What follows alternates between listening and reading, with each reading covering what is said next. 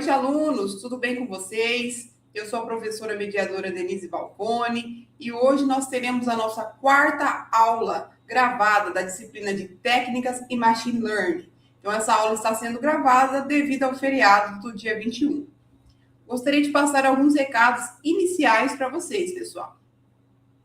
Lembrando, que nós estamos aí com a atividade Estudo 2, atividade 3 e atividade Mapa aberta para realização.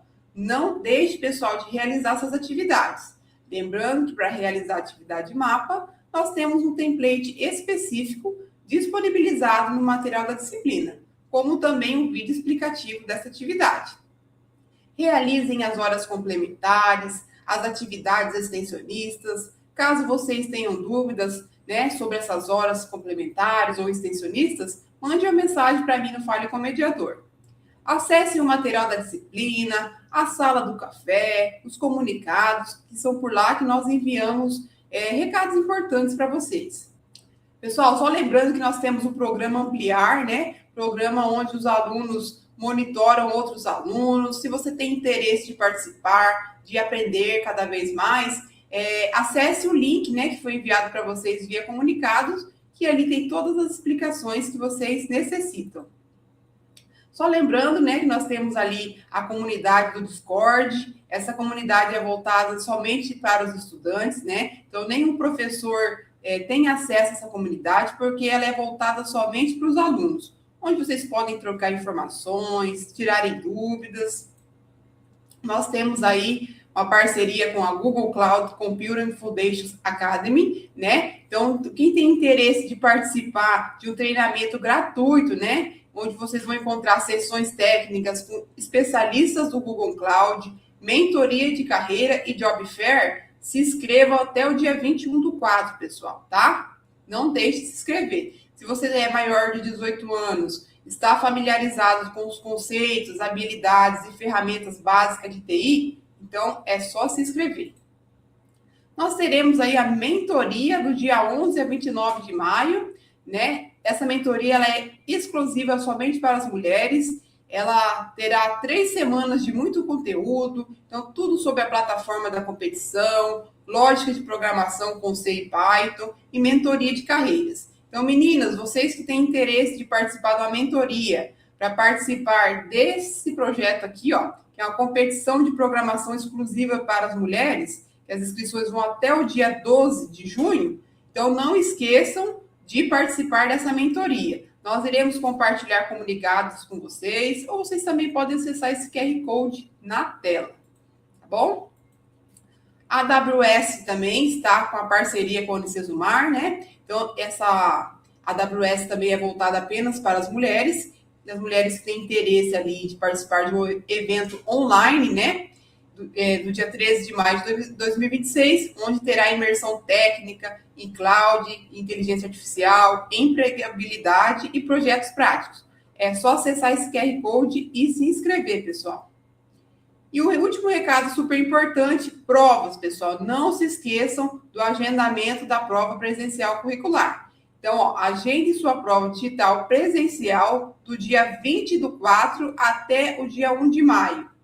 Então, a dica que eu deixo para vocês é fazerem o agendamento o quanto antes. Não deixar para a última hora, pessoal. Já faça o agendamento do dia que você quer, veja a disponibilidade para o seu polo do horário, tá?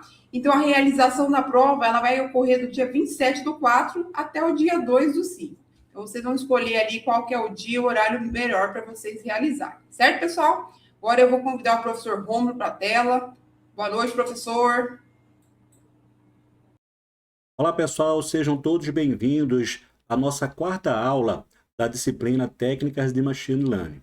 Nessa aula, pessoal, iremos percorrer 3 grandes tópicos que são fundamentais para entender a evolução do aprendizado de máquina baseado em redes neurais. O primeiro deles são as redes neurais artificiais, também conhecidas por RNA. E aqui estudaremos a ideia básica inspirada no funcionamento dos neurônios biológicos, em que temos unidades interligadas processando informações por meio de entradas, de pesos, de funções de ativação e de saídas. Esse é o ponto de partida para compreender como o modelo consegue aprender padrões a partir de dados. Na sequência, avançaremos para as redes neurais profundas, conhecidas por Deep Learning, e a principal diferença aqui é a presença de múltiplas camadas ocultas, o que aumenta muito a capacidade do modelo de representar relações mais complexas. Em vez de depender apenas de características definidas manualmente, essas redes conseguem aprender representações mais abstratas dos dados ao longo de camadas. Por isso, pessoal, o Deep Learning ele se tornou tão importante em áreas como visão computacional, processamento de imagens natural e reconhecimento de fala. E por fim, vamos estudar também as redes neurais artificiais convolucionais, que são especialmente projetadas para trabalhar com dados em formato de grade, principalmente imagens. Nessas redes, o modelo utiliza filtros ou convoluções para identificar padrões locais como as bordas de uma imagem, as formas, a textura, e com isso ele consegue capturar características espaciais de maneira muito mais eficiente do que uma rede neural tradicional. Vamos entender agora o conceito de redes neurais artificiais.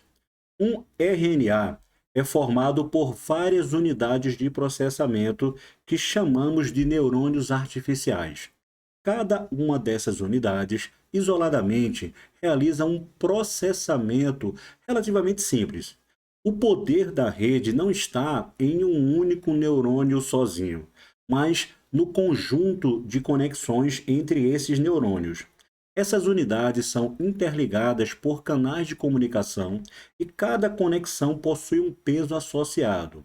Esse peso ele é muito importante porque indica a relevância de uma informação que está sendo transmitida de um neurônio para outro neurônio. Em outras palavras, durante o processo de aprendizagem, a rede ajusta esses pesos para melhorar sua capacidade de tomar decisões ou de reconhecer padrões. Outro ponto importante é que cada unidade trabalha com informações locais, ou seja, ela recebe entradas vindas das suas conexões, realiza um cálculo sobre esses valores e produz uma saída. Normalmente, esse cálculo envolve uma combinação dos sinais de entrada com os seus respectivos pesos, seguida de uma função de ativação. É exatamente esse mecanismo que aparece no esquema da imagem ali mais à direita do nosso slide, mostrando as entradas, os pesos, a soma ponderada e depois a geração da saída. Percebam também a analogia com o neurônio biológico, apresentando estruturas como dendritos, corpo celular, axiônio, sinapse. E essa comparação ela é importante porque as redes neurais elas foram inspiradas no funcionamento do cérebro humano. Claro que o modelo computacional ele é muito mais simplificado, mas ele tenta reproduzir essa lógica básica de receber sinais, processá-los e transmitir uma resposta. E por fim, o comportamento inteligente de uma rede neural artificial, ela surge justamente da interação entre essas várias unidades de processamento. Quando organizamos muitos neurônios em redes e treinamos os pesos de forma adequada, o sistema ele passa a aprender padrões nos dados. E é assim que conseguimos construir modelos capazes de classificar, de prever, de reconhecer uma imagem, de detectar padrões, de resolver diversos problemas complexos. Agora que já entendemos, pessoal, a ideia geral de uma rede neural artificial, vamos observar algumas de suas aplicações práticas. As RNAs, elas podem ser utilizadas em diversos problemas, como previsão, classificação de imagem, reconhecimento de fala, tradução automática de um texto, detecção de anomalia, dentre vários. Isso mostra que estamos tratando de uma abordagem que é bastante versátil, capaz de aprender padrões em diferentes tipos de dados. Dentro desse contexto, um dos modelos mais simples, né, e também muito importante, até do ponto de vista histórico, tá? É o Perceptron. Perceptron ele pode ser visto como um bloco básico de uma rede neural. Ele é um classificador de uma única camada. Ou seja, ele recebe dados de entrada, produz diretamente uma saída e sem ter camadas ocultas intermediárias. Observe na figura que temos vários atributos de entrada que são representados ali, né, por x1, x2, x3 e x4. Cada uma dessas entradas possui um peso associado, né, que é o W1, W2, W3 e W4. Esses pesos indicam a importância de cada atributo no processo de decisão do modelo. O Perceptron, ele combina essas entradas por meio de uma soma ponderada e, em seguida, ele aplica uma função de ativação para gerar uma saída.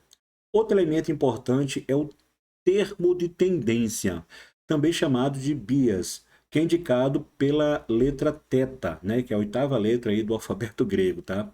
Esse valor ele ajuda a ajustar o limite decisório do modelo, permitindo uma maior flexibilidade no processo de classificação. Ao final, pessoal, o Perceptron ele vai produzir uma saída e, nesse caso, ele costuma assumir valores como 1 ou como -1, representando duas classes possíveis. Em resumo, pessoal, o Perceptron é um modelo bastante simples, né? Porém, ele é muito importante do ponto de vista histórico e conceitual. Ele nos ajuda a entender como a rede neural ela toma decisões a partir de entradas, de pesos, de somas ponderadas, de função de ativação. Mesmo sendo um modelo assim muito básico, ele é um ponto de partida para arquiteturas neurais mais sofisticadas que veremos aí ao longo da discussão dessa nossa aula. A tabela, pessoal, apresentada nesse slide, ela tem uma síntese sobre as principais propriedades e capacidades das redes neurais artificiais. E ela nos ajuda a entender por que as RNA elas são tão úteis para resolver problemas complexos em machine learning. A primeira propriedade destacada ali é a não linearidade. Isso significa que a rede neural ela não fica restrita a uma relação simples, linear, direta de uma entrada produz uma saída. Muitos problemas do mundo real, como reconhecimento de padrões, reconhecimento de imagem, reconhecimento de voz, eles envolvem relações muito mais complexas. E justamente essa capacidade de modelar não linearidades que torna as redes neurais tão poderosas. A segunda capacidade é o mapeamento de entrada e saída. Aqui estamos falando da habilidade da rede de aprender a associar dados de entrada às respostas esperadas. Durante o treinamento, a rede recebe exemplos, compara, compara suas previsões com os resultados corretos e começa a ajustar os pesos. E com isso ela vai aprendendo gradativamente a construir um mapeamento adequado para resolver determinados tipos de problema. Outra característica importante é a adaptabilidade. As redes neurais, elas conseguem ajustar seus pesos sinápticos conforme recebe novos dados ou conforme o ambiente ele altera. Isso quer dizer que elas têm uma capacidade de adaptação muito importante, especialmente em contextos dinâmicos, onde os padrões eles podem se alterar ao longo do tempo. Também temos ali a resposta a evidências. Isso significa que a rede neural ela pode tomar decisões com base nos padrões observados nos dados, inclusive lidando com situações ambíguas ou incertas. Em vez de funcionar com regras fixas, ela aprende a identificar qual padrão é mais provável diante das evidências que são apresentadas. E, por fim, a tabela também destaca a informação contextual. Em uma rede neural, O conhecimento não está concentrado em um único neurônio, mas ele está distribuído na estrutura da rede e nas conexões que são feitas entre os neurônios. Isso permite que a rede trate a informação de uma forma integrada, considerando o contexto geral do problema. Dando continuidade, pessoal, às propriedades das redes neurais artificiais, temos a tolerância à falha. Isso significa que, como o conhecimento em uma rede neural ele está distribuído entre vários neurônios e conexões, a perda ou dano de uma parte da rede, ela nem sempre leva à falha total do sistema. Em muitos casos, o desempenho apenas se degrada, né, de forma gradual. E essa característica ela é muito relevante porque torna a rede mais robusta em ambientes adversos e mais confiável para aplicações reais. Em seguida, a implementação em VLSI, que está relacionado a tecnologias de integração em larga escala. A ideia aqui é que, em razão de possuir natureza paralela, a rede neural ela pode ser implementada em hardware de forma eficiente, permitindo processamento rápido para determinados tipos de tarefa. Isso é muito importante quando pensamos em sistemas embarcados, né, dispositivos especializados e aplicações que exigem aí alto desempenho computacional. Outra propriedade é a uniformidade de análise e projeto. As redes neurais oferecem uma abordagem relativamente uniforme para diferentes tipos de problemas. Em outras palavras, a mesma lógica conceitual e a mesma notação, elas podem ser aplicadas em diversos domínios. Isso facilita tanto o estudo quanto o desenvolvimento de soluções, porque o projetista ele trabalha com uma estrutura teórica que é bastante consistente. E por fim, temos a análise neurobiológica. As redes neurais elas foram inspiradas no funcionamento do cérebro humano, principalmente na ideia de processamento paralelo, distribuição da informação e da capacidade de adaptação.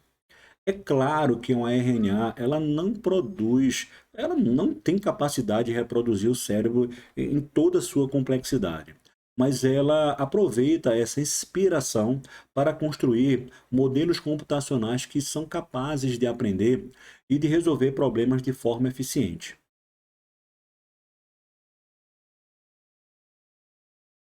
A RNA, ela não aprende sozinha de forma espontânea. Ela precisa de um conjunto de dados de treinamento. Isso vimos ao longo de todo o nosso curso. E cada exemplo desse conjunto normalmente é formado por um par, entrada, saída. Em outras palavras, nós é, é, é, apresentamos, né, um sinal de entrada à rede e, juntamente com ele, informamos qual seria a resposta esperada. A partir desses exemplos, a rede ela vai ajustando seus parâmetros internos para aprender as relações entre os dados de entrada e as saídas corretas. Esse processo é importante porque permite a RNA construir uma representação do ambiente que está operando. Para funcionar bem, a rede precisa aprender esse modelo de forma consistente. A tabela apresentada à direita, ela resume dois tipos de informação que compõem esse conhecimento do mundo. O primeiro é o estado conhecido do mundo, que corresponde ao conhecimento prévio, ou seja, aos fatos que já se sabe sobre um determinado problema antes do treinamento. É uma informação mais estruturada, mais estável e que ajuda a orientar a compreensão do contexto. O segundo tipo são as observações do mundo, que são obtidas por meio de sensores, dos próprios dados coletados no ambiente. Essas observações, elas são fundamentais para o treinamento, mas geralmente elas podem conter ruídos, imperfeições, erros. Isso significa que a rede ela precisa aprender não apenas a identificar os padrões, mas também a lidar com dados imperfeitos, que é algo muito comum em problemas reais. A RNA de camada única, ela representa uma das estruturas mais simples dentro das redes neurais artificiais. Nesse caso, os nós de entrada, eles se conectam diretamente à camada de saída, sem a existência de camadas ocultas intermediárias. Por isso, esse modelo ele é considerado a forma mais básica de organização de uma rede neural.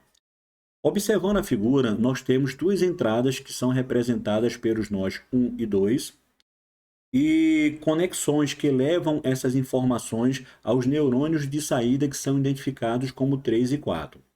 Cada ligação ela possui um peso associado, como W13, W14, W23 e W24. Esses pesos determinam o quanto cada entrada influencia cada saída da rede. É importante perceber que uma rede de camada única, o processamento ele é direto. A informação ela sai da entrada e ela vai para a saída sem passar por níveis intermediários de transformação. Isso torna uma arquitetura assim muito simples, tá? Fácil de compreender e também historicamente muito importante, tá? Porque ela serviu como base para o entendimento, ela serve como base para o entendimento de redes neurais mais complexas. Um ponto interessante é que cada camada única, o nome camada única, tá? Ela não significa necessariamente que exista apenas um único neurônio de saída. Na prática, significa que existe apenas uma camada computacional de saída, sem camadas ocultas. Então, como a gente pode identificar na figura, podemos ter mais de um neurônio na saída, desde que a estrutura continue sem níveis intermediários. Em termos de aplicação, pessoal, esse tipo de rede ele é muito adequado para problemas assim simples, tá? Especialmente quando a relação entre os dados de entrada e os dados de saída ela pode ser aprendida de uma forma direta, tá? Quando o problema começa a exigir representações de padrões mais sofisticados e complexos, normalmente precisamos de rede que envolva aí múltiplas camadas, né? E falando em rede de múltiplas camadas, é, percebam que ela representa aí uma evolução em relação à anterior, né, que discutimos, que é a rede de camada única. Nesse caso, os neurônios ele não estão ligados apenas diretamente da entrada para a saída, tá? Nós passamos a ter mais de uma camada de processamento, o que aumenta a capacidade da rede de aprender padrões mais complexos. Observem a figura, tá? E a gente consegue perceber que os nós ali 1 e 2, eles representam as entradas. Essas entradas, elas se conectam aos neurônios 3 e 4, que formam, nesse caso aqui, uma camada intermediária, também chamada de camada oculta. Em seguida, os neurônios dessa camada se conectam aos nós 5 e 6, que representam a camada de saída. Cada conexão ela possui um peso associado, como W13, W24, W35 e assim por diante, tá? Esses pesos eles são ajustados durante o treinamento da rede. A grande vantagem dessa arquitetura é que ela permite que a rede realize um processamento em etapas. A primeira camada ela pode capturar a característica mais básica dos dados, enquanto que as camadas seguintes elas combinam informações para formar representações mais elaboradas. É justamente isso que torna uma RNA multicamada muito mais poderosa do que uma rede simples, tá, pessoal? Em termos práticos, isso significa que as redes multicamadas, elas conseguem resolver problemas em que a relação entre entrada e saída não seja direta, nem linear. Elas são muito mais utilizadas em tarefas de classificação, regressão, reconhecimento de padrões e servem de base, por exemplo, para modelos mais avançados de deep learning.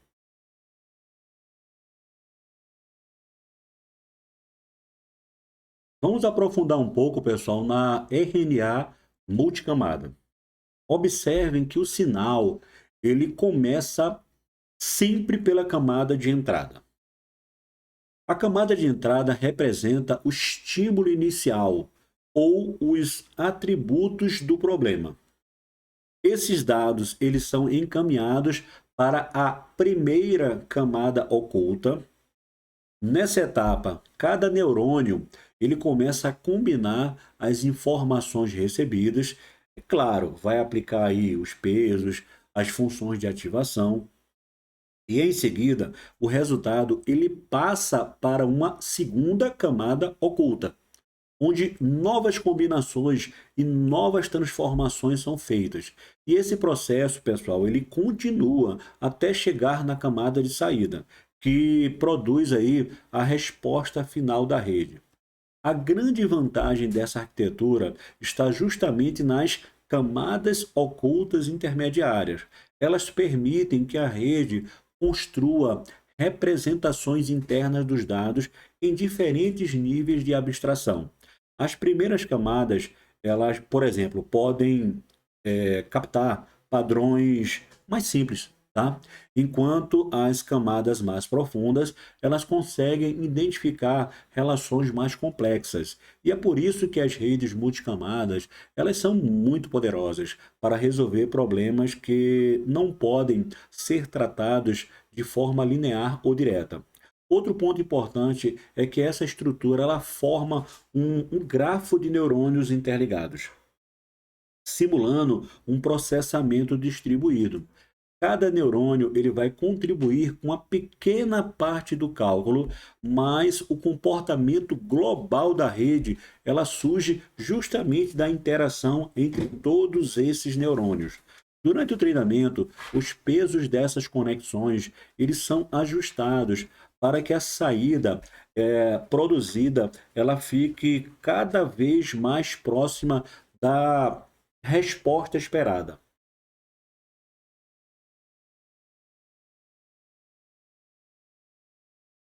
Pessoal, os níveis de processamento computacional, eles mostram que o tratamento, por exemplo, de imagens, o tratamento de informações visuais, eles podem ser divididos em etapas com diferentes graus de complexidade. No nível 1, nós temos ali um processamento básico, tá? Nesse caso, entram operações como redução de ruído, ajuste de contraste de uma imagem, realce, melhorias, que são melhorias gerais da imagem. Nesse estágio, a entrada ela será uma imagem e a saída ela também continua sendo uma imagem, só que uma imagem com melhor qualidade para o processamento posterior. Ou seja, é uma etapa, digamos assim, de preparação dos dados.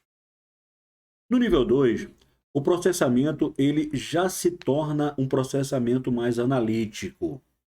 A imagem ela começa a ser decomposta em segmentos, objetos da imagem, regiões de interesse. Além disso, o sistema ele passa a extrair atributos daquela imagem, características daquela imagem, como por exemplo, as linhas, os seus contornos, a borda, a forma. Portanto, pessoal, aqui a entrada ainda é uma imagem, mas a saída ela já vai incluir informações estruturadas acerca daquela imagem, né? Ou seja, aquilo que foi identificado, né, naquela imagem. No nível 3 de processamento, nós chegamos a uma camada muito mais inteligente do processamento. Nesse ponto, o sistema ele passa a atribuir significado, né, ao que foi reconhecido.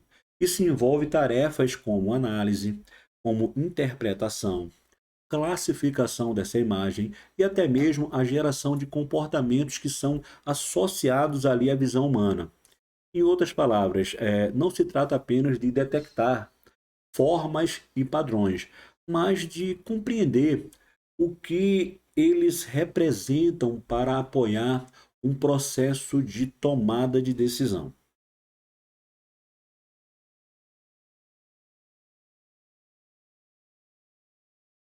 Veremos agora, pessoal, dois formatos que eles são assim muito irrelevantes dentro do contexto de representações de imagem.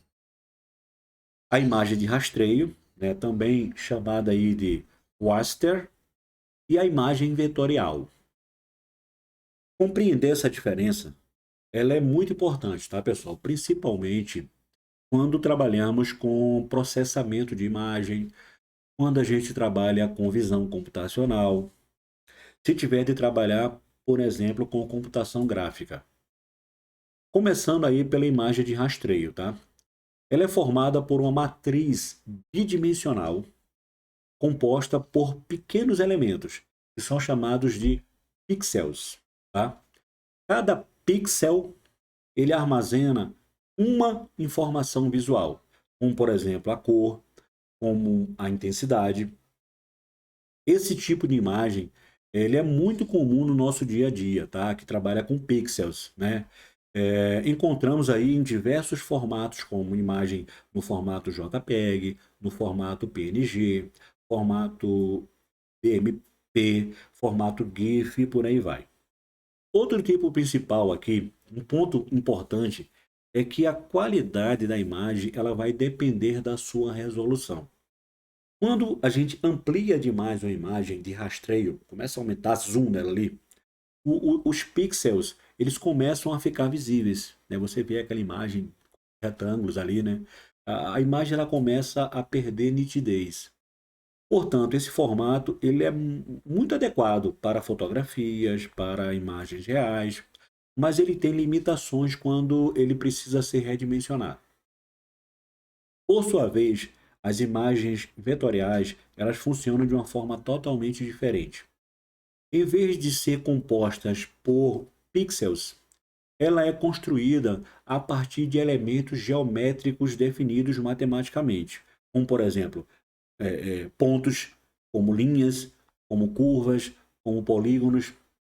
Isso faz com que ela possa ser ampliada ou reduzida sem perder qualidade, porque o sistema ele simplesmente recalcula as formas com base nas equações matemáticas.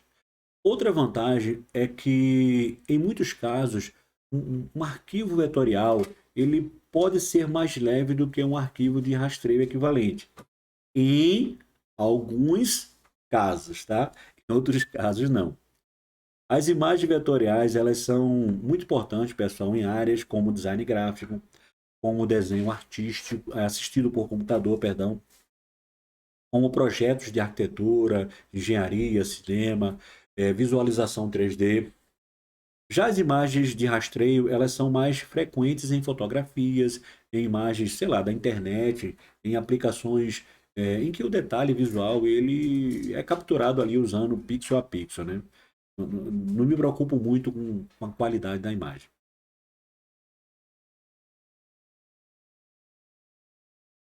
A imagem desse slide, pessoal, ela mostra aí o processo de conversão de uma imagem real para uma imagem digital. Essa etapa ela é extremamente relevante, tá? Quando trabalhamos com processamento de imagens, porque o computador ele não trabalha diretamente com uma cena do mundo físico, tá? Ele precisa que essa informação ela seja transformada em dados numéricos. Tudo começa, pessoal, com o dispositivo de aquisição. Esse dispositivo de aquisição, ele pode ser, por exemplo, uma câmera, né, pela do seu celular, um scanner, ou qualquer tipo de sensor que seja capaz de capturar a imagem real. Nesse momento, a cena ainda está no domínio analógico, ou seja, é uma cena contínua. Em seguida, entramos no processo de conversão do analógico para o digital, que é representado ali na imagem pelo conversor AD, analógico digital. Esse processo ele possui três etapas principais. A primeira é a amostragem, tá? Na amostragem, a imagem é contínua, ela é dividida em pequenos pontos, né? Que são as amostras espaciais. Em termos práticos, é aqui que a gente define a resolução da imagem, né? Isso é, quanto maior for a quantidade de amostras, né, maior vai ser a quantidade de pixels, né, que irão representar aquela cena capturada e maior vai ser a sua resolução. A segunda etapa, pessoal, é a quantização. Depois de definir os pontos da imagem, tá? Precisamos ali, que é a amostra, né? Precisamos atribuir valores numéricos para a intensidade luminosa, para os níveis de cor de um determinado ponto, tá? Como o computador ele trabalha com um conjunto finito de valores, essa etapa ela converte intensidades contínuas em níveis, digamos assim, discretos. A terceira etapa é a codificação. Aqui, pessoal, os valores que foram amostrados, que foram quantizados, eles são organizados em um formato em que o computador ele consiga armazenar e processar. Ou seja, os dados de uma imagem eles passam a ser representados de forma digital. E ao final de todo esse fluxo, temos o arquivo de imagem, né, que pode ser salvo, que pode ser utilizado aí em diferentes cenários de aplicação. Esse slide ele é bem importante também, tá, pessoal? Que a gente vai tratar sobre as extrações de características de uma imagem, tá?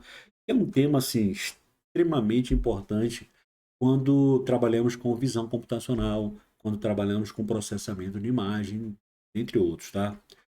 A extração de característica, ela permite transformar uma imagem ou parte de uma imagem em um conjunto de medidas numéricas nas quais a gente consegue descrever suas propriedades de forma eficiente.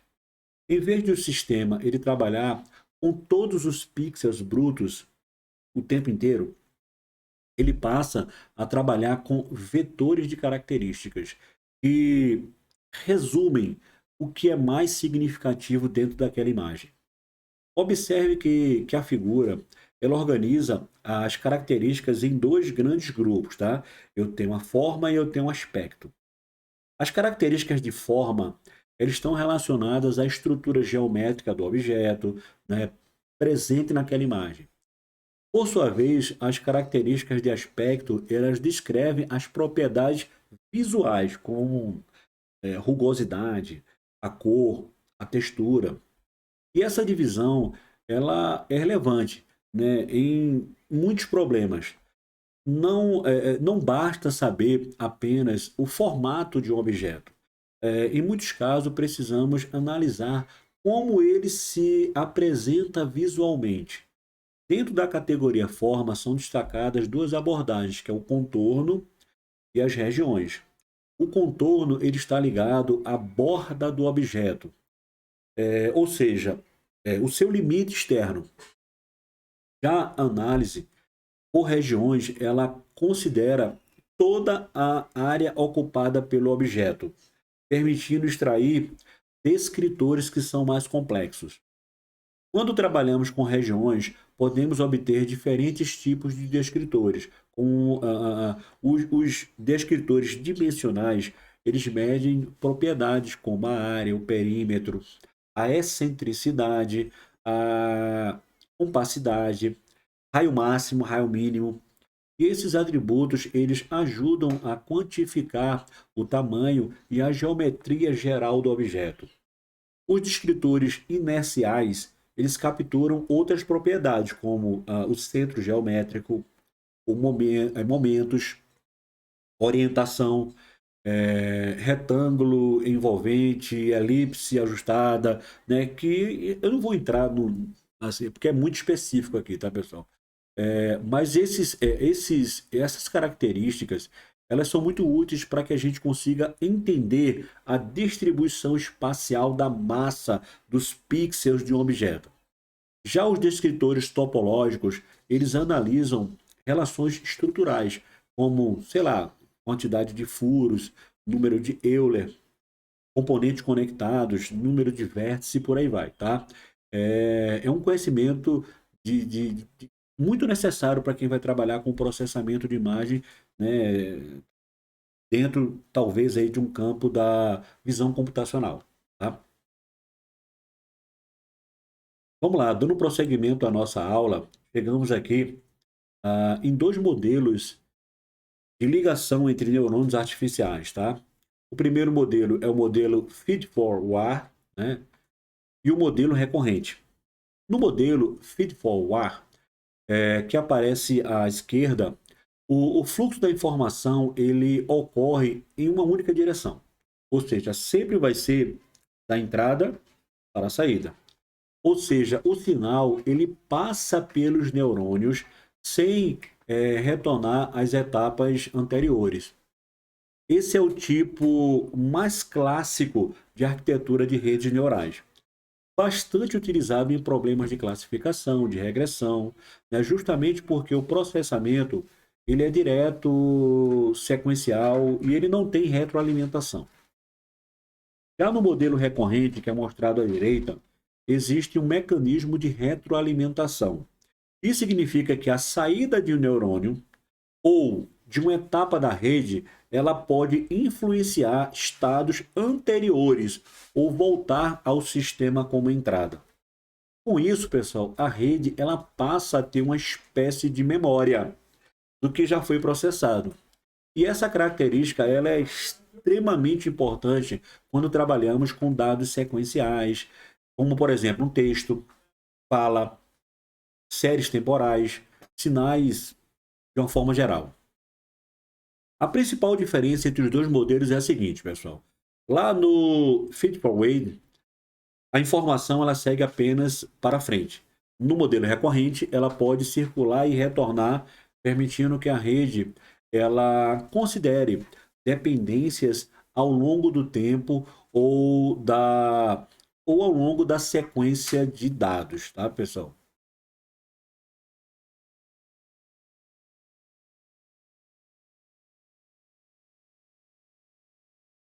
Vamos lá, vamos entrar agora no novo assunto, tá, pessoal? Que é as famosas redes neurais profundas, tá? Que é um campo dentro, a gente já viu, né, ao longo da nossa disciplina, né? Faz parte aí a machine learning, né? De uma forma mais específica, tá? Nesse caso aqui é conhecido como deep learning, né? Redes neurais profundas. A principal característica desse tipo de arquitetura, pessoal, é a presença de múltiplas camadas ocultas, tá? Entre a camada de entrada e entre a camada de saída.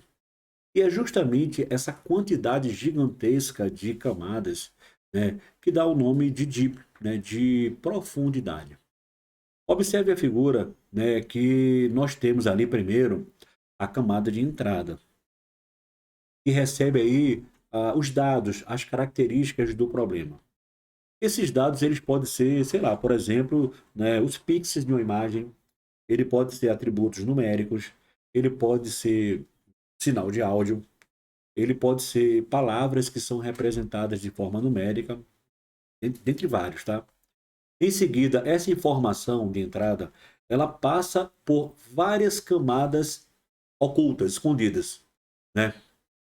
Cada uma dessas camadas, ela vai realizar um processo de transformação sobre os dados recebidos. Ou seja, ela vai combinar as entradas, ela vai atribuir pesos, ela vai atribuir funções de ativação, entre outros.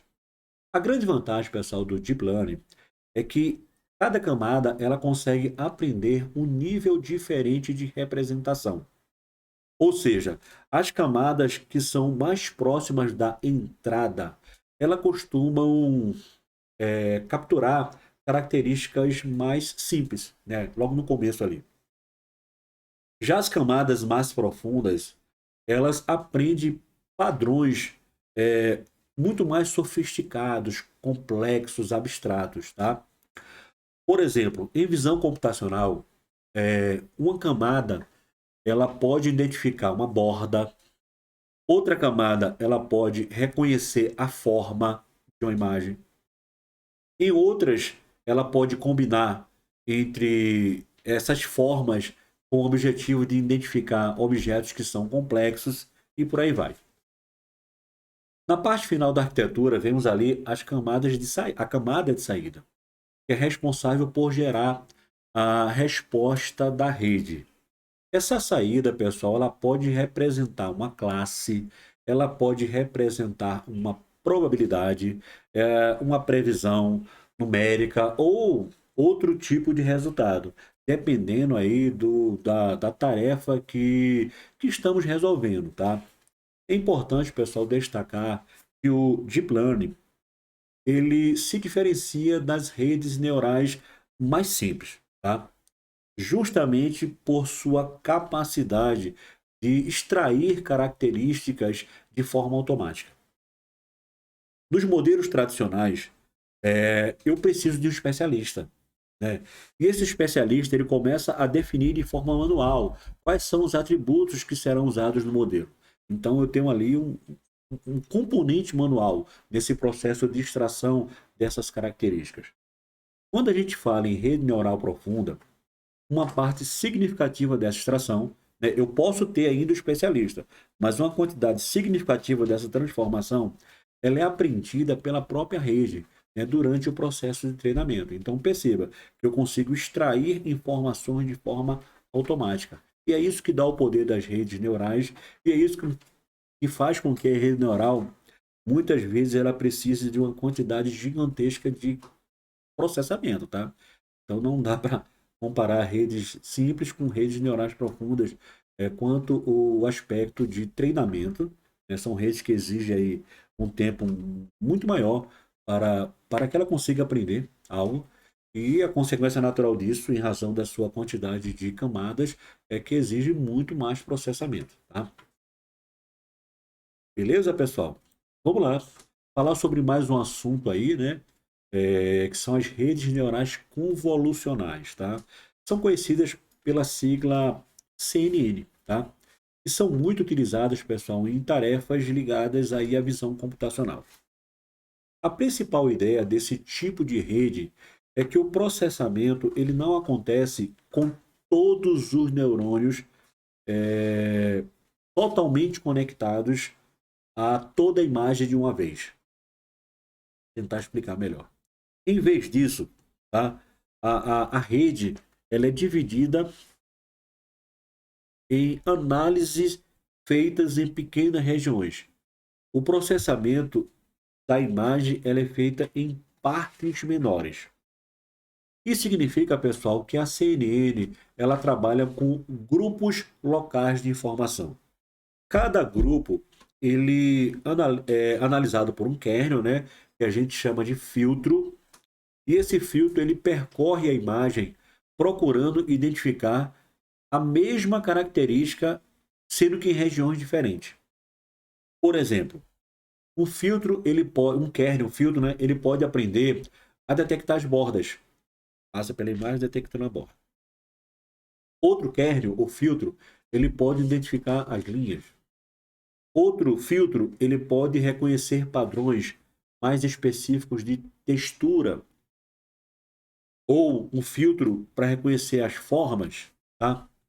O ponto importante é que o mesmo conjunto de pesos ele é reutilizado ao longo de toda a imagem, né? O que torna, pessoal, esse modelo extremamente eficiente, tá? Observe que isso é diferente de redes neurais tradicionais, tá? Totalmente conectadas, em que cada neurônio de uma rede ele costuma se ligar rigidamente a todos os neurônios da camada seguinte. nas redes convolucionais, essa conexão ela é local, né? Ela é compartilhada, né? E pelo fato de ser compartilhada, ela reduz a quantidade de parâmetros e ela melhora muito o desempenho, né? Exige menos processamento, né, quando trabalhamos com imagem. A figura, ela ilustra esse processo. Nós temos ali uma imagem de entrada, tá? Depois temos um filtro, que ele percorre pequenas partes da imagem, e a partir das multiplicações de somas que são realizadas localmente, ele gera uma matriz de saída, também chamada aí de mapa de características, tá? Esse mapa ele vai destacar onde determinada característica ela foi encontrada nessa imagem, tá? A inspiração, pessoal, para esse tipo de rede, ele vem do sistema visual humano, tá? E no sistema visual humano, nós não processamos toda a cena de uma maneira uniforme e global desde o início, tá? Mas identificamos padrões locais, né? E vamos combinando essas informações em níveis que são mais complexos. E é justamente por essa característica, pessoal, que as CNN elas são extremamente eficientes, ganho de desempenho, tá? Quando comparado a tarefas que envolvam a classificação de imagem. CNN é top demais para classificação de imagem. Para detecção de objetos, tá? Sei lá, pensa aí no uso de um veículo autônomo, que você vai ter que detectar objetos, né? Reconhecimento facial, rede neural convolucional ganha de lavada para outros modelos, e tarefas que envolvem segmentação também, tá? Bastante útil nesse sentido, tá? E para a gente finalizar a discussão, tá, pessoal? Essa aula ela foi mais curta, né? Ah, conseguimos avançar bastante em assuntos ao longo de todo o nosso curso e acabou que a última aula não ficou tão longa, ficou uma aula mais objetiva, né? Como se fosse uma aula de complemento da informação, tá? Mas ainda assim não menos importante, tá? Que foi a aula que a gente falou, sei lá, talvez de assuntos que estão mais na moda dentro da área de inteligência artificial, principalmente em abordagens de técnicas de machine learning. Mas a gente precisa ainda apresentar a divisão das redes convolucionais, né, que elas podem ser categorizadas, né, baseado aí em camadas, tá? Ou seja, uma CNN ela é organizada internamente para processar a imagem de forma progressiva, tá? Então eu tenho ali a primeira camada, tá, dessa categorização, que é a camada que dá o nome à rede, camada de convolução. Essa, pessoal, é uma etapa em que a imagem ela é percorrida por filtros, tá, chamados de kernels. Esses filtros eles procuram características específicas, tá?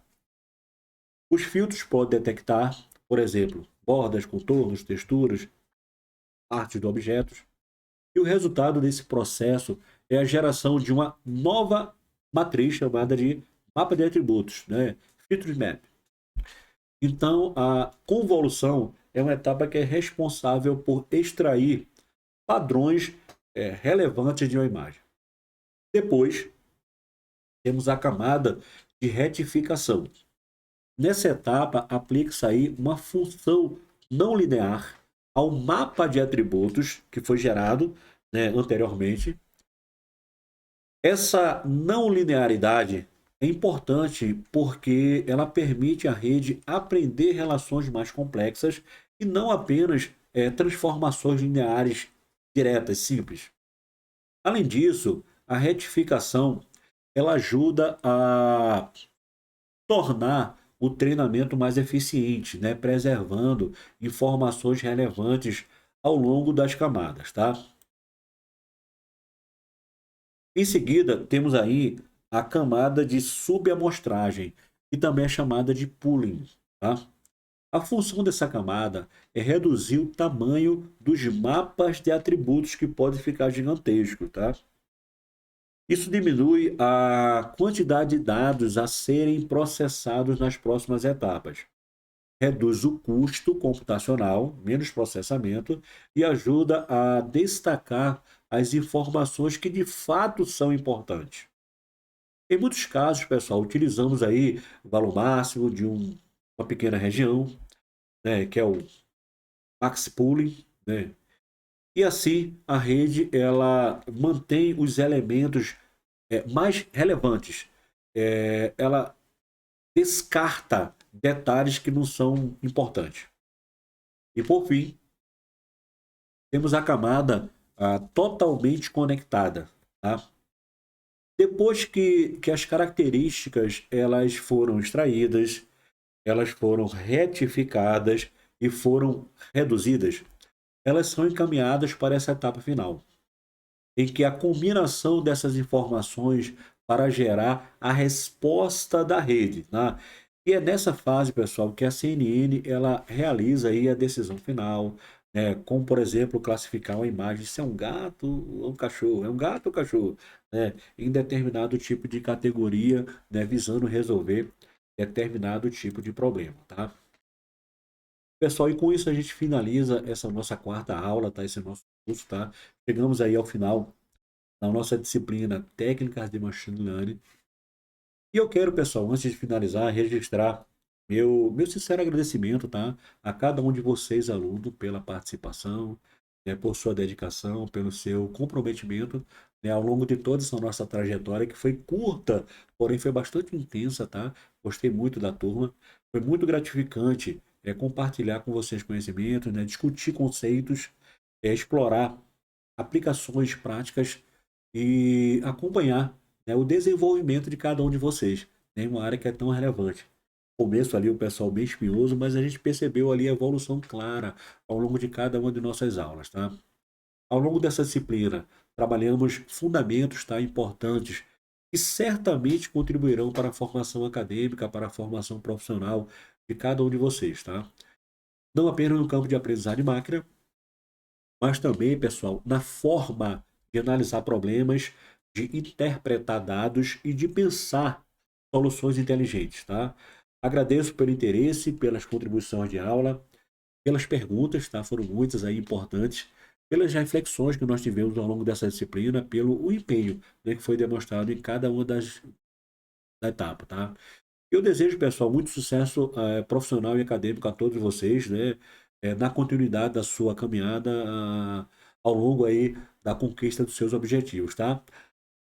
Agradeço também gigantemente aí aos professores, a professora Denise e ao professor Diego pelo apoio prestado, tá? Desde o início, antes de saber quem eram vocês, a gente já estava discutindo como que ia ser essa disciplina e eles me apoiaram bastante em todos os aspectos, né? É muito fácil, né, você chegar na aula com muita coisa que é feito antes e muita coisa que é feito após a aula, tá? Agradeço também ao apoio do coordenador do curso pela escolha, né, pela indicação, né, pela possibilidade que me deu para estar aqui à frente dessa disciplina. E desejo a vocês voto e sucesso mais uma vez ao longo da formação de vocês, tá? Se quiserem trocar uma ideia, né, me sigam lá nas redes sociais, todas são Prof. Rômulo Santos. Isso é tanto no Instagram quanto no Facebook, que eu mal vejo. Hoje em dia ninguém acompanha tanto isso, quanto no LinkedIn, tá? Eu costumo olhar mais o Instagram. Né? Então, sei lá, sinta vontade para mandar mensagem, trocar uma ideia, compartilhar algum conhecimento, tá? Desejo a todos, mais uma vez, sucesso, fiquem com Deus, forte abraço e até uma próxima disciplina.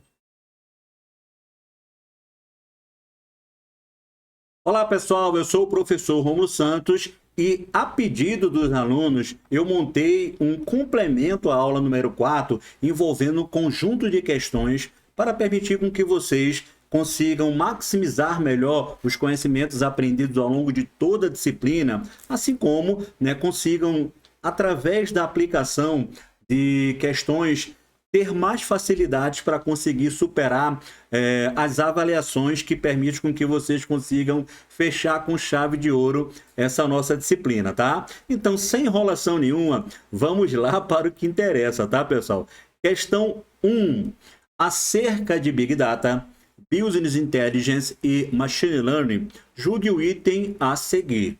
Os métodos de aprendizado supervisionado são capazes de identificar padrões em um conjunto de dados sem a necessidade de receberem dados de treinamento rotulados. Pessoal, essa afirmação está incorreta, errado, porque o aprendizado supervisionado, ele depende de dados rotulados para treinar o modelo. Isso significa que durante o treinamento, cada exemplo de entrada ele já vem acompanhado da resposta esperada. Por exemplo, eu posso ter uma entrada chamada características de um e-mail. E os rótulos é spam ou não é spam? Assim, o algoritmo ele aprende a relação entre os dados de entrada e o resultado correto.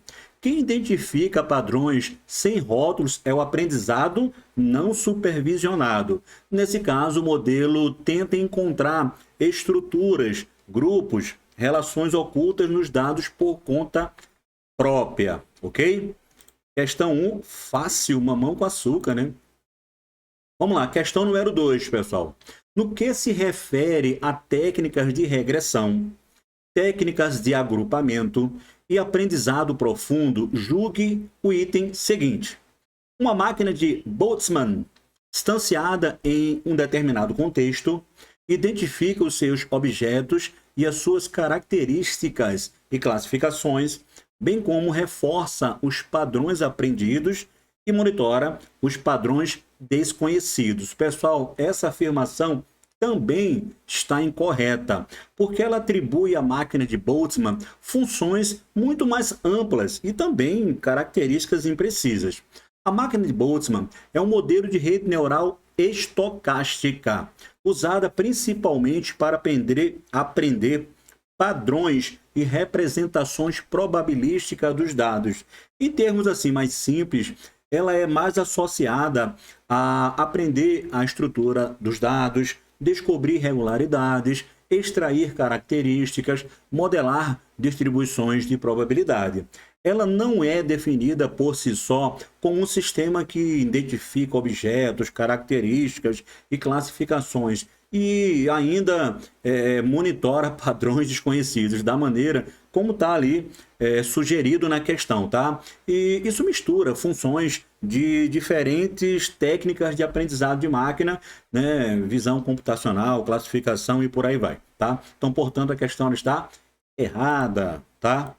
Vamos lá, mais uma questãozinha aí, questão número 3. Sobre as técnicas de classificação em aprendizado de máquina, julgue o item a seguir. Em razão de seu bom desempenho, o algoritmo SVN ele é invariante à escala dimensional dos conjuntos de dados, o que torna dispensável a padronização e o pré-processamento dos dados. Mais uma afirmativa incorreta, errado, tá? Porque o SVN, pessoal, ele não é invariante à escala dos atributos. Na prática, esse algoritmo ele é sensível à magnitude das variáveis, especialmente porque a sua decisão ela vai depender de distância e das posições dos pontos no espaço de característica. Por exemplo, né, se uma variável ela varia, né, de 0 a 1, por exemplo, e uma outra variável ela vai variar de 0 até 10.000, a variável de maior escala ela pode dominar o processo de separação, prejudicando o desempenho do modelo. E por isso, pessoal, em SVN, a padronização, ou seja, a normalização dos dados costuma ser muito importante na fase de pré-processamento. Isso ainda é mais relevante quando se usam kernels, né, como o modelo RBF, por exemplo, tá? Questão casca grossa essa aí, tá? Vamos lá, questão 4. Tendo o texto precedente como referência inicial, julguem o item a seguir relativo à teoria da imagem. Jesus, cara.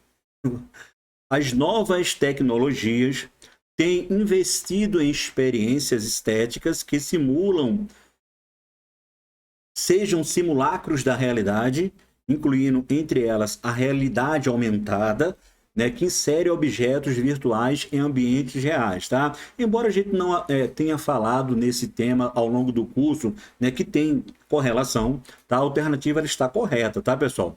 Uma vez que ela descreve de forma adequada uma tendência das novas tecnologias visuais, né, que é a criação de experiência cada vez mais imersiva e próxima da realidade, ou que ao menos simulam essa realidade.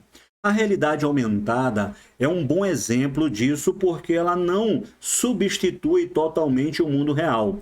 Em vez disso, ela sobrepõe elementos virtuais a um ambiente físico, como, por exemplo, a imagem, objetos 3D, texto, animações, tá? Por exemplo, né, eu posso apontar o celular para um cômodo e visualizar um móvel virtual, né, dentro do espaço real. Eu posso usar filtros que insere objetos digitais no rosto ou no ambiente, né? Tem muitas aplicações que fazem isso. E eu tenho também aplicações industriais que exibem informações virtuais sobre um determinado tipo de máquina real, tá? Portanto, aí a questão ela está correta, tá? Questão difícil essa aí, né? Vamos lá, questão 5, pessoal. Com relação a tecnologias de ensino e ao seu uso, julgue o item que se segue. Existem programas semi-autônomos, proativos e adaptativos que utilizam recursos de inteligência artificial. Eles são usados no ensino à distância porque possibilitam a recuperação de informação, a operação de programas e o monitoramento de recursos de redes utilizados por profissionais dessa modalidade de ensino. Essa afirmação ela está correta, pessoal. Ela descreve, né, sistemas que são baseados em inteligência artificial, especialmente ali os chamados agentes inteligentes. Esses programas, eles podem atuar de forma semi-autônoma, tá? Executando tarefas com pouca intervenção humana, proativa, ou seja, antecipando ações ou necessidades, e adaptativa, né? Ajustando seu comportamento conforme o contexto e os dados são apresentados para esse sistema, tá? Vamos lá, dando prosseguimento aqui à nossa bateria de questões, tá? Chegamos na questão 6, grandona essa, né? A inteligência artificial, IA, está cada vez mais presente em nossa sociedade. Machine learning, sensores e outras técnicas estão sendo aprimorados e usados por empresa na busca de vender seus produtos e serviços. Sobre o uso da IA pelas empresas, analise as afirmativas a seguir e dê valores verdadeiros ou falsos, tá? Então vamos lá. Primeiro, o uso de IA só pode acontecer em operações online, ou seja, excluindo-se o uso em lojas físicas, tá? Claramente errado, né, pessoal? Falso, né? A IA ela não se limita ao ambiente online, ela também pode ser usada em lojas físicas, tá? Como, por exemplo, câmeras inteligentes, recomendações de produtos, análise de fluxo de clientes, reconhecimento de padrões de compras e também no atendimento automatizado. Então, a primeira é falso, né? Então, ficou fácil aí, né? Acertar essa questão, tá? Fácil o gabarito aí. 2, né? A inteligência artificial pode ser usada na criação de roteiros de filmes publicitários sem a necessidade de um redator humano. Verdadeiro, tá? Aí ela pode ajudar ou até gerar propostas de roteiros publicitários, textos promocionais, slogan, campanhas e por aí vai.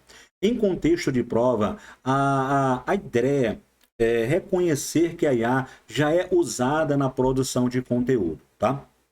Terceiro, as análises de perfis comportamentais dos consumidores realizada por IA é um recurso que o profissional de marketing pode implantar para se obter resultados mais expressivos. Verdadeiríssimo, tá? Esse é um dos usos mais comuns em inteligência artificial no marketing, tá? Permitindo aí segmentar públicos, prever preferências, personalizar ofertas, melhorar resultados de campanhas e por aí vai. Próximo, né? Um dos recursos de IA disponíveis para o mercado e que vem sendo implantado a cada dia é o chatbot. Verdadeiríssimo, tá? Chatbots, pessoal, eles são amplamente usados em empresas para atendimento ao cliente, venda, suporte, resposta automática, dentre vários, tá? Então, assim, a alternativa aí vai ser a letra D, primeira falsa, e as três seguintes são verdadeiras. D de dado, tá, pessoal? Essa foi fácil, né? Grande, mas foi fácil. Questão 7. Com relação a atendimento ao público, julgue o item subsecutivo. O serviço de chatbot é um sistema que permite às grandes corporações oferecer um canal direto com o consumidor. É um dos exemplos tecnológicos utilizados no atendimento ao público, tornando a comunicação entre a empresa e o cliente mais próxima e personalizada, graças ao avanço da inteligência artificial. Pessoal, isso está certo ou isso está certo? Tá? Afirmativa totalmente correta, né? Chatbot, de fato, né, é uma tecnologia amplamente utilizada no atendimento ao público. Ele cria um canal direto entre a empresa e o consumidor, né, permitindo resposta rápida a dúvidas frequentes, atendimento contínuo, inclusive com possibilidade de 24 horas por dia, automação da parte do suporte e também a personalização básica, né? Às vezes, dependendo da configuração, ele pode avançar um pouco mais, né, do contato com o cliente, tá? Essa foi muito fácil isso aí, né? Essa tranquilo. Vamos lá, pessoal. Questão 8, né, da nossa bateria de questões aí. Quanto às relações entre os termos empregados nos sistemas Analytics, especialmente associados às tecnologias de aprendizagem de máquina, Machine Learning, inteligência artificial, Artificial Intelligence. Aí vem o primeiro, tá? Um dos subconjuntos do Machine Learning corresponde à aprendizagem profunda ou Deep Learning. Eu acho que isso aí está nos primeiros slides que a gente apresentou nesse curso, tá, pessoal? Questão verdadeiríssima, tá? Deep Learning é uma área que ela é interna ao Machine Learning e ela trabalha principalmente, né, com as redes neurais profundas, tá? 2. Um subconjunto da inteligência artificial corresponde ao Machine Learning, também verdadeiro, tá? Machine Learning é de fato aí um subcampo da inteligência artificial, ou seja, IA ela é como se fosse algo mais amplo.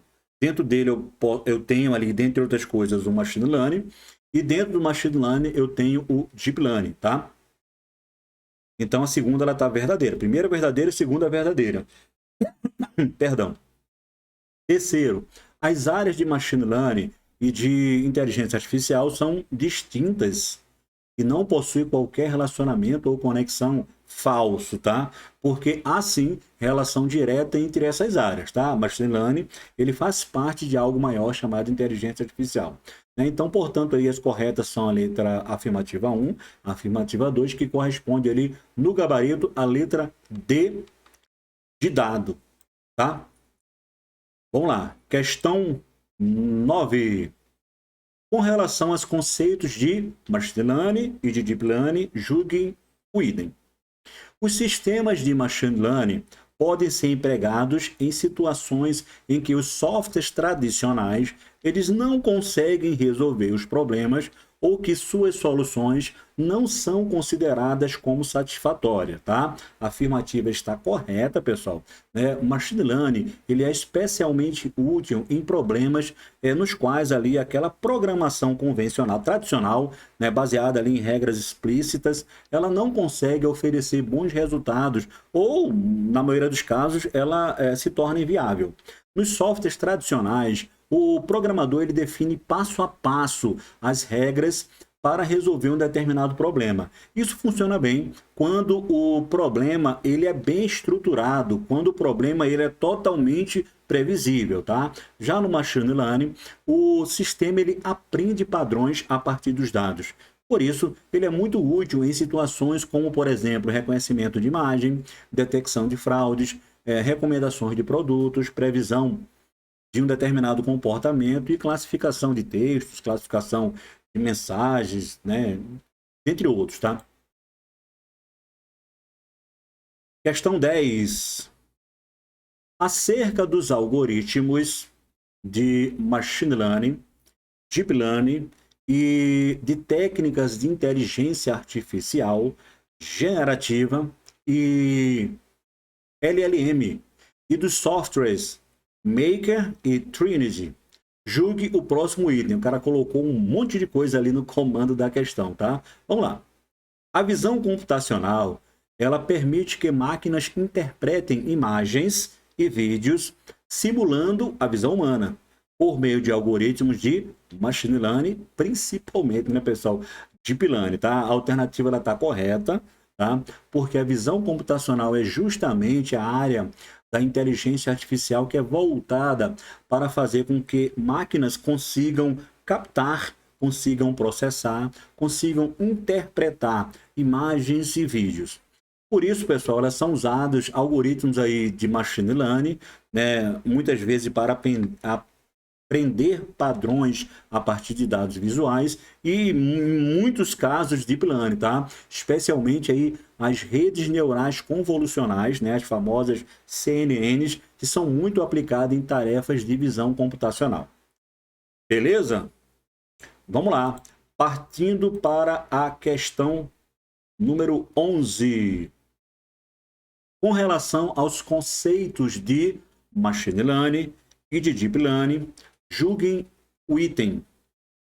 Entre as técnicas de machine learning, a Randall Forest, né, é capaz de solucionar problemas de classificação e de regressão por meio da construção dos treinamentos de árvore de decisão. Pessoal, eu confesso que a gente não falou muito ao longo do curso sobre a Randall Forest, né? Mas é uma oportunidade aqui, né, na nossa aula complementar, para que a gente possa tecer um pouco mais de comentários, né?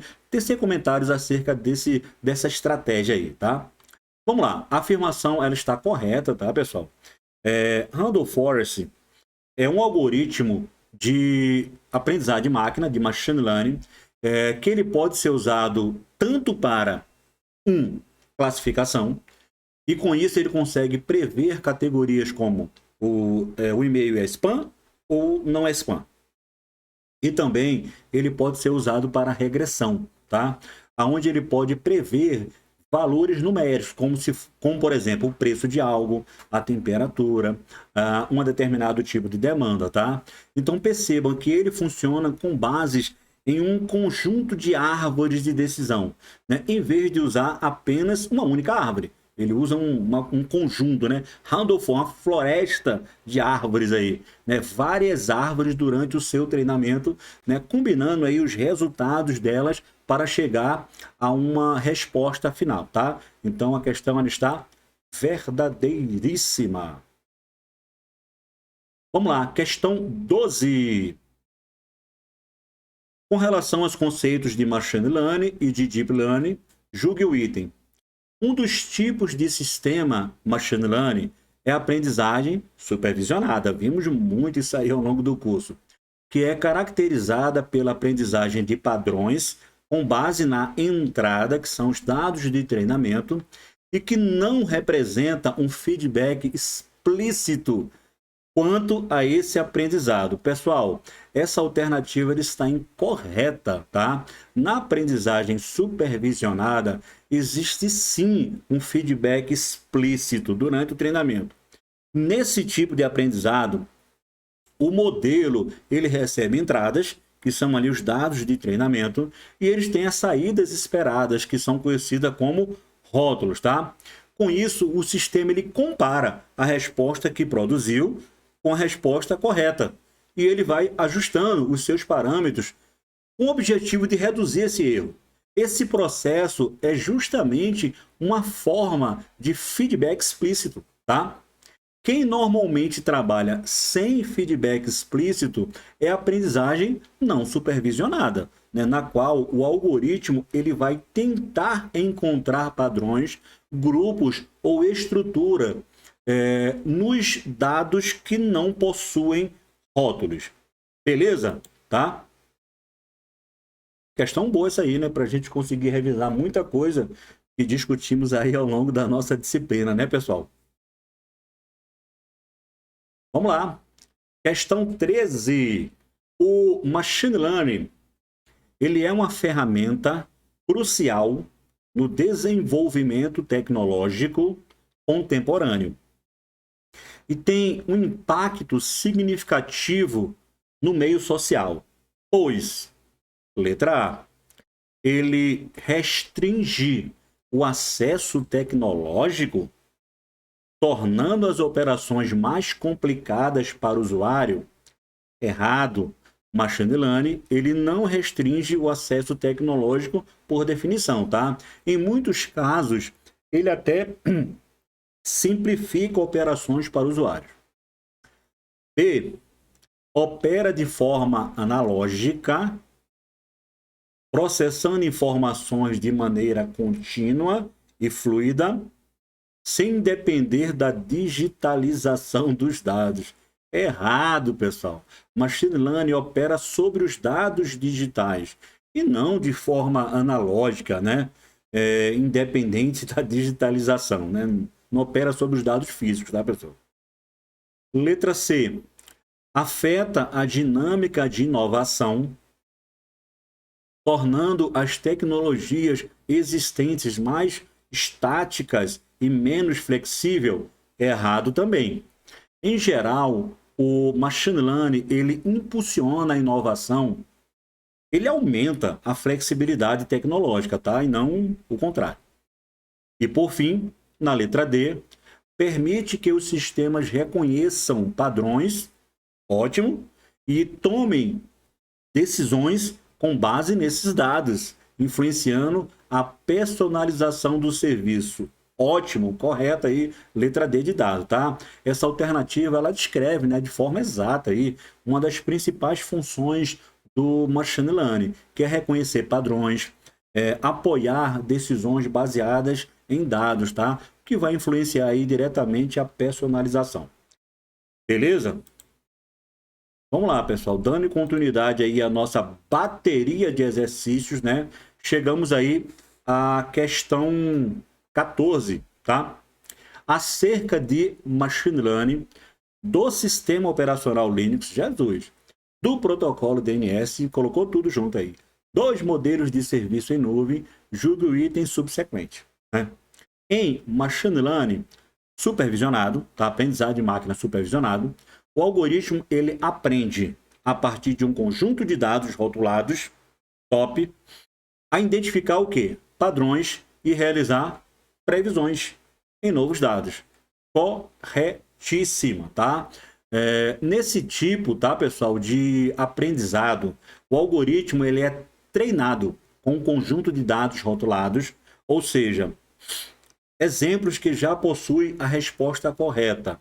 E com isso o modelo, ele aprende a relação entre as entradas, que são as características dos dados, e as saídas, que são os rótulos ou um valor esperado. Depois do treinamento, ele pode usar esse aprendizado para identificar padrões, para classificar novos exemplos ou fazer previsões em dados que não foram vistos antes. Beleza? Vamos lá, questão 15 da nossa lista aí, tá, pessoal? No modelo de Machine Learning, o overfitting, falando sobre isso, tá, pessoal? Ocorre quando, tá? Aí na letra A, ela fala, o overfitting ocorre quando ele generaliza bem. Errado, tá? No overfitting, o modelo, ele não generaliza bem, tá? Muito pelo contrário, né? Ele fica muito especializado. Letra B, ajusta demais os dados de treinamento. Como consequência disso, ele fica muito especialista. E a letra B de bola está corretíssimo, tá, pessoal? C, os dados são balanceados, tá? Isso está errado, né? Não é uma característica que define aí o overfitting. Letra D, o modelo é simples demais. Nada, errado, né? O modelo é especialista demais. Né? Simples demais, ele se aproxima a um conceito de underfitting. E por fim, na letra E, regularização é aplicada. Também está errado, tá, pessoal? A regularização, ela costuma ser usada justamente para reduzir eu quero tratar o problema do overfitting. Aí eu uso ali as regularizações. Beleza? E para a gente finalizar, pessoal, a nossa discussão, temos aqui a questão 16, tá? Julgue o item a seguir relativo à inteligência artificial. Em Machine Learning, os sistemas podem usar o aprendizado do tipo supervisionado, não supervisionado, beleza? Autônomo ou gerenciado, tá? A questão ela está incorreta, tá, pessoal? Os principais tipos de aprendizado em Machine Learning são aprendizado supervisionado, já aprendemos isso, tá? Aprendizado não supervisionado e aprendizado por reforço, tá? Os termos ali autônomo, gerenciado, eles não correspondem à classificação clássica, né, dos paradigmas de aprendizagem de máquina, tá? Galera, e com isso a gente finaliza a discussão, tá? É importante que vocês treinem, cara, né? Que vocês tenham a oportunidade de ter um tempo para que vocês não apenas exercitem questões, né? Para que vocês tenham segurança em chegar às atividades e conseguir superar com tranquilidade, mas também para a evolução natural, né, de vocês do ponto de vista acadêmico e profissional, que coloquem em prática esses conhecimentos, tá, pessoal? Então, hoje é muito simples, você consegue ter acesso a alguns modelos de dados que são públicos na internet. Você consegue com Python, por exemplo, muitas bibliotecas prontas, né? E é muito fácil você encontrar alguns algoritmos já implementados que você pode utilizar como ponto de partida para compreender, né? E, como consequência, ter um maior domínio sobre isso. Então perceba que, né, a academia ela desenvolve o conhecimento científico, tá? Né, o C. Mas você vai precisar de habilidades, né, que é o H, né, para que você consiga crescer como profissional. E para fechar isso aí, tem o item de atitude, né, que é o seguinte: é saber como agir dentro de determinado tipo de cenário. Então, a combinação de conhecimento que a academia te fornece muito, com habilidades, né, que é a capacidade de você treinar, e atitudes, né, o seu comportamento diante de determinado tipo de cenário é que vai distinguir você, acadêmico, né, de um médio profissional para um excepcional profissional. Tá? Galera, com isso a gente finaliza a nossa discussão, mais uma vez desejando votos de sucesso ao longo da preparação e nos encontraremos em próximas disciplinas. Forte abraço, fiquem com Deus e até breve.